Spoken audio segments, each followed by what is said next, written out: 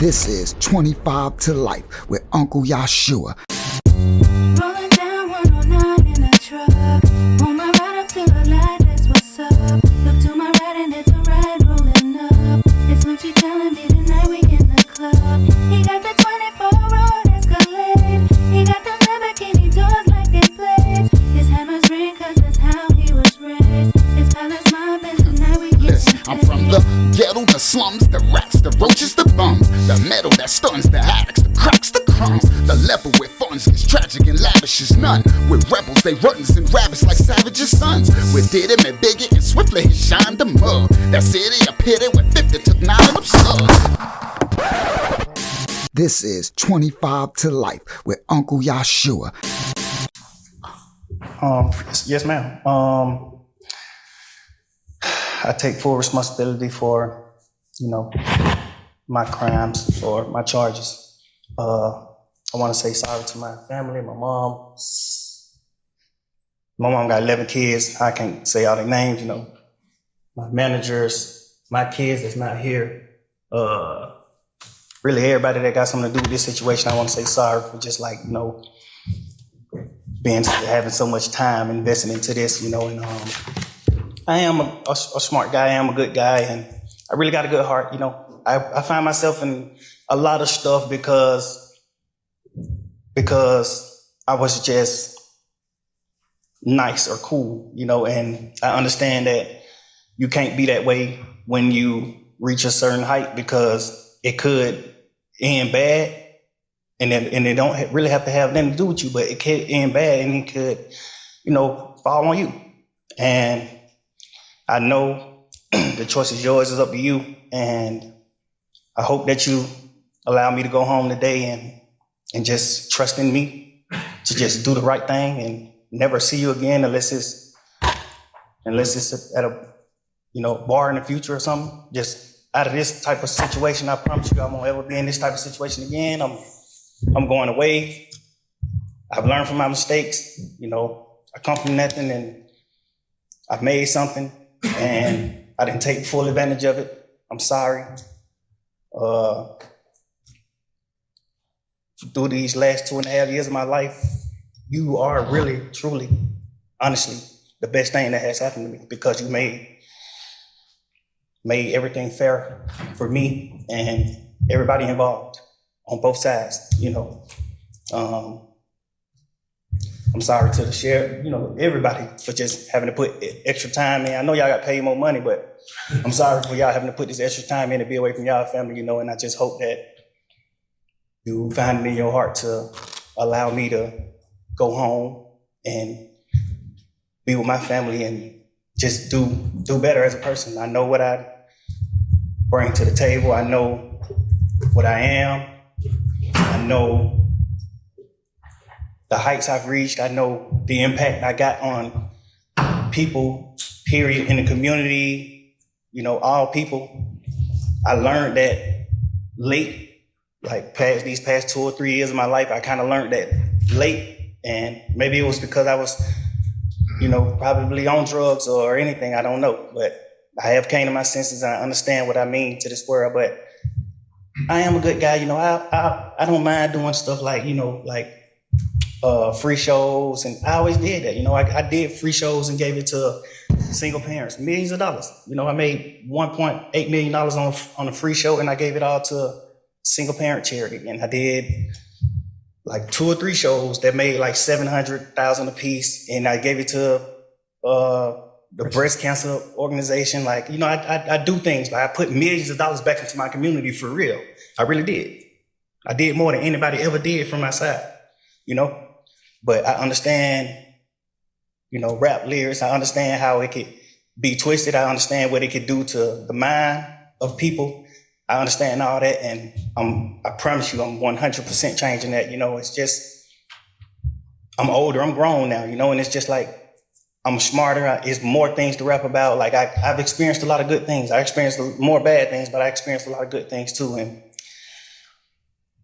anyway, I can go forever. Well, I appreciate it. And I appreciate that you do realize how much of an impact you have on people. It's It's past your neighborhood. It's worldwide, especially young people. And having come up from where you came up from and living in and around that, you know that gangs are damaging to our community. And it may be that a whole lot of rap music and the rap industry is, I mean, honestly, it sounds like a modern day version of kind of WWE wrestling that used to be on television, where people would just get up and posture and act like they hated each other. And it may be that that's a lot of what is going on in the music industry with rap. But whether it is fake or not, it has tremendous impact on kids and young people who think, this is cool, this is what I want to do. Look at him, he's a millionaire. I can do that by being, you know, a gangster in the streets. And that's not true. What you're likely to have happen to you if you're a gangster in the streets is you get shot, you get killed, or you get thrown in prison. And those are, you know, by far the most likely outcomes. And, you know, you've been in here watching the trial, and you've seen the pictures of Mr. Ryan posing with a gun as big as he is at 15 years old and going out and shooting and killing another teenager. And that's what gangs do. And that's unfortunately a lot of what rap music does. And if you are a modern day John Lennon, you know, I mean, he might have rapped too in this day and age. I don't know. But I know you're talented. And even if you choose to continue to rap, you need to try to use your influence to let kids know that that is not the way to go, and that there are ways out of poverty besides hooking up with the powerful guy at the end of the street selling drugs. And, you know, I know that happens for protection sometimes, but a much better way would be getting an education and setting, you know, hanging around with people who set a good example. And you be one of those people that sets a good example. I mean, all right, so that's my high horse on that. I could also go on.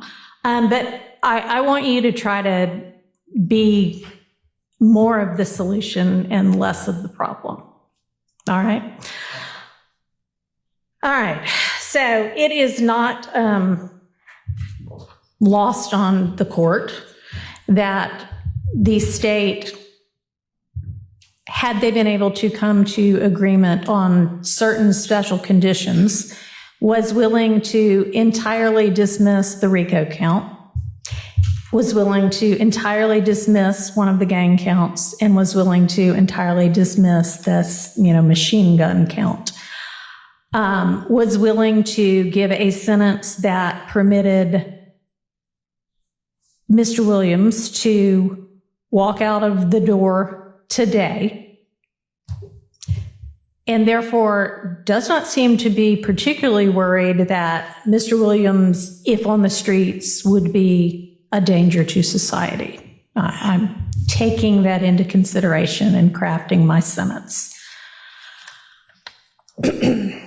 And in permitting a no-low plea to the RICO count and one of the two gang counts, I would not be permitting the no-low to the one if you were not pleading guilty to at least one of them. But you are, and y'all admit a factual basis for the counts that you are pleading guilty to. I find there to be a factual basis for those counts, and for the remaining counts with which you are charged, I am going to impose a sentence, and I've taken a little bit of the suggested special conditions from the defense and a little bit of the special conditions suggested by the prosecution.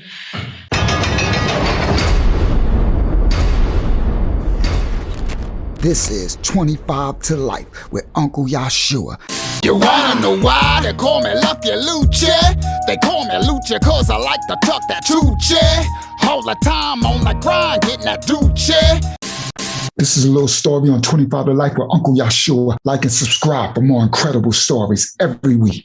Police are on the scene of a triple homicide on Long Island. It happened overnight at a home in Hempstead. I'm from Hempstead, Parkside, the ghetto, the dog side, strong, the wrong, I think I'm supposed to run.